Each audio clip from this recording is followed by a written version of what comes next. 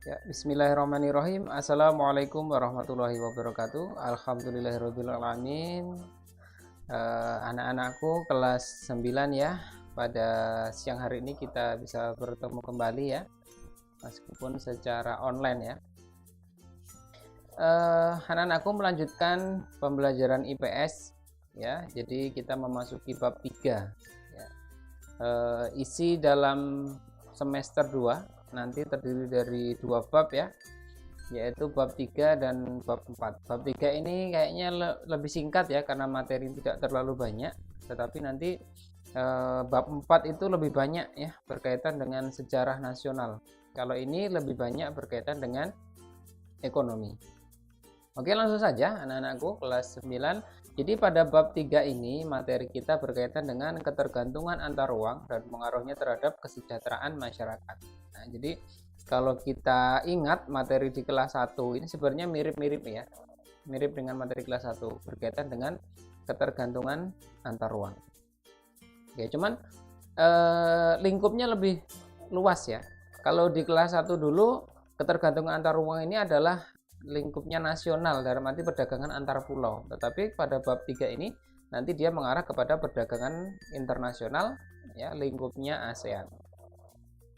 Oke, apa saja materi yang ada di bab 3 ini? Mari kita lihat di tujuan pembelajaran ya. Nah, jadi pada tujuan pembelajaran ini dapat kita bagi ya beberapa subjudul sebenarnya. Nah, jadi untuk yang pertemuan pertama ini kita akan membahas tentang perdagangan internasional, kemudian membahas tentang ekonomi kreatif, berikutnya tentang keunggulan ekonomi Indonesia dan perdagangan di kawasan ASEAN, perdagangan beserta kerjasamanya. Oke, untuk mengawali materi coba dibaca terlebih dahulu prawacana. Jadi fokus kepada yang warna kuning ya anak-anak, karena itu kalimat-kalimat kunci pada buku ini ada di situ. Kemampuan suatu negara untuk menghasilkan barang dan jasa tidak sama. Ya, ada negara yang kaya akan sumber daya alam, ada juga negara yang kurang memiliki sumber daya alam. Nah, itu kondisi yang kita alami ya. Indonesia mungkin unggul dalam hal tertentu, tapi dia tidak mampu untuk hal-hal tertentu. Oke, berikutnya, negara dapat mengembangkan potensi yang dimiliki dengan mengembangkan ekonomi kreatif sesuai dengan potensi sumber daya yang dimiliki oleh masing-masing negara. Nah, gitu ya. Jadi perbedaan sumber daya alam itu menyebabkan yang namanya kerjasama antar negara atau kerjasama internasional.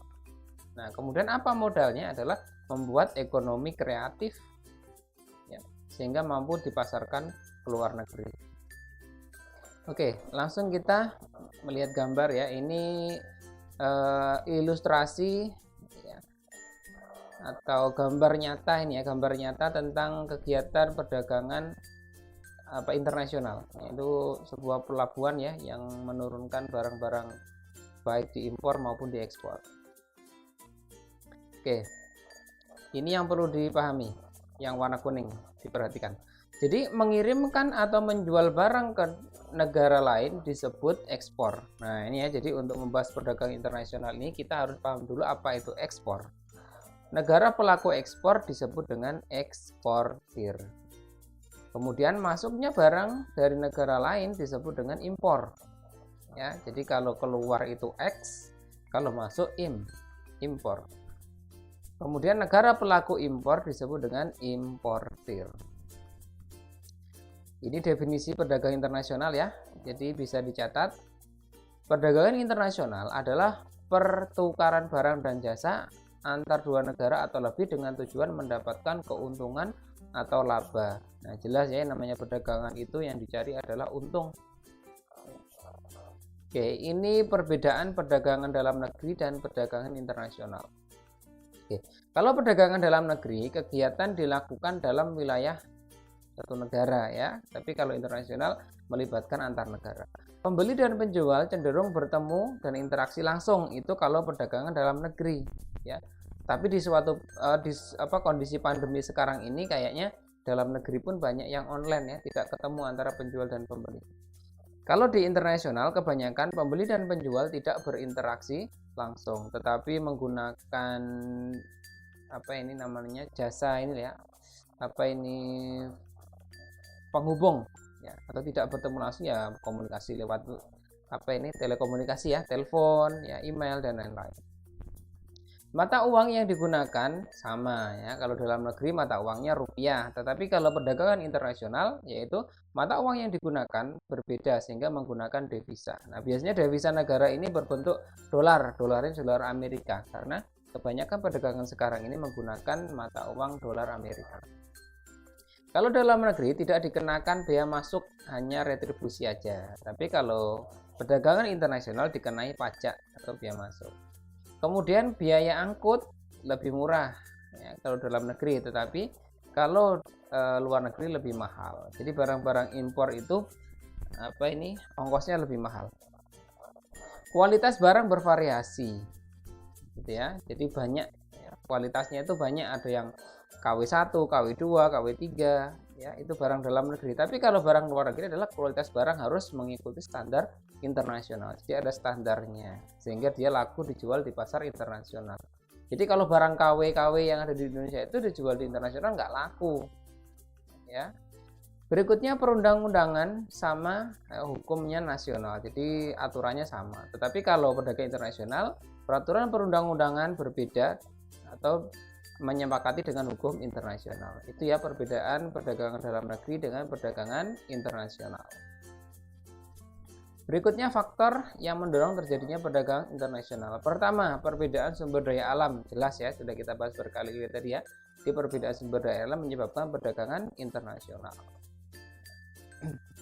Ini yang perlu diperhatikan. Jadi setiap wilayah itu memiliki keunggulan ya. Setiap negara memiliki keunggulan. Keunggulan yang dimiliki oleh suatu negara dilihat dari keunggulan sumber daya alam disebut dengan keunggulan absolut. Nah, jadi keunggulan absolut adalah kemampuan suatu negara untuk memproduksi barang atau jasa yang tidak dapat diproduksi oleh negara lain. Jadi ini benar-benar absolut nih, atau nyata-nyata unggul. Ya, karena negara lain tidak bisa memproduksi barang tersebut. Kemudian perbedaan tingkat kualitas sumber daya manusia, ini mempengaruhi juga perdagangan. Berikutnya perbedaan ilmu pengetahuan dan teknologi. Nah, jadi keunggulan itu ada dua, ada keunggulan absolut, ada keunggulan komparatif. Ya, ada absolut, ada komparatif. Nah, kalau keunggulan suatu negara yang dapat memproduksi barang dengan biaya produksi yang lebih murah dibandingkan dengan negara lain disebut dengan comparative advantage atau keunggulan komparatif. Jadi kalau negara bisa memproduksi barang dengan kualitas sama, ya, tetapi lebih murah, itu berarti memiliki keunggulan komparatif. Contohnya mana ya, yang sering kita dengar ya, produk-produk Cina ya, dia kualitasnya hampir sama ya,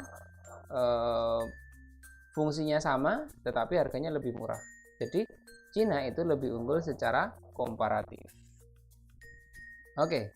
Selanjutnya, apa yang mempengaruhi adalah perbedaan budaya suatu bangsa.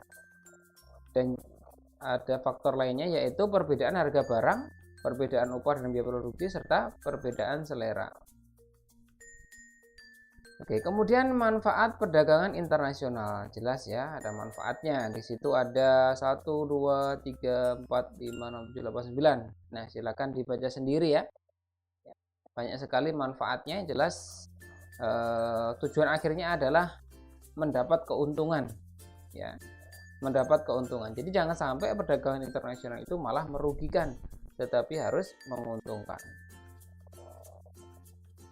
Nah, ini contoh kegiatan apa ini, padat karya ya, contoh kegiatan padat karya, yaitu lebih mengedepankan tenaga, kreativitas. Kemudian ada juga hambatan perdagangan internasional. Kebijakan untuk melindungi produk dalam negeri disebut dengan proteksi. Nah, ini proteksi ini ternyata bisa juga menjadi hambatan ya perdagangan internasional. Misalnya pemerintah Indonesia yang mengenakan tarif tinggi untuk impor kain berasal dari Cina agar harga kain tersebut menjadi mahal sehingga kain yang dihasilkan oleh Indonesia harganya lebih murah. Nah, ini menguntungkan Indonesia tetapi menghambat perdagangan internasional. Apakah itu boleh? Boleh. Ya, itu memang harus dilakukan. Ya. Perdagangan internasional kalau tidak menguntungkan, ya malah kita yang bangkrut. Contohnya kain ini ya.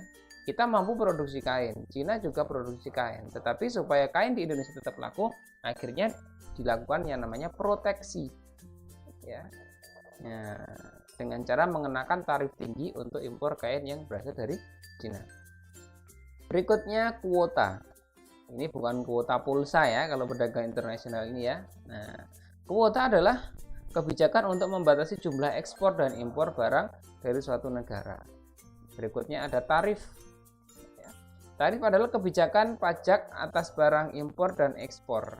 Nah, jadi apa sih gunanya kuota dan tarif ini? Untuk proteksi, untuk melindungi produk dalam negeri. Jadi proteksi itu isinya ada dua, ada kuota, ada juga tarif. Berikutnya ada juga politik dumping. Oh, ternyata ada tiga ya, mohon maaf. Jadi ada kuota, tarif, dan politik dumping. Politik dumping adalah kebijakan menjual barang di luar negeri lebih murah daripada di dalam negeri. Nah, ini memang agak aneh ya, tetapi ini dilakukan oleh negara Jepang. Jepang itu ketika menjual barang ke luar negeri, misalkan Jepang produksi mobil, dijual di Indonesia, itu harganya murah. Ya. Tetapi ketika dijual di dalam negeri, itu mahal. Nah, kenapa seperti itu? Supaya untuk barangnya itu laku di pasar internasional. Nah, jadi apa yang didapat adalah devisanya lebih banyak. Oke, itu ya. Jadi itu aja materi untuk hari ini ya. Nah, nanti bisa diulang lagi videonya untuk hari ini, untuk materi IPS ini. Tugasnya adalah merangkum. Ya, jadi dari video yang Bapak buat ini kemudian ditonton, berikutnya dirangkum. Hasil rangkumannya berupa tulis tangan. Setelah itu dikumpulkan melalui link Google Form yang Bapak lampirkan di dalam deskripsi video. Jika ada pertanyaan silakan ditanyakan melalui grup WhatsApp. Ya, semoga sehat selalu dan tetap semangat mengikuti pembelajaran. Subhanakallahumma wa bihamdika asyhadu an la ilaha illa anta astaghfiruka wa atubu ilaik. Billahi taufiq wal hidayah. Assalamualaikum warahmatullahi wabarakatuh.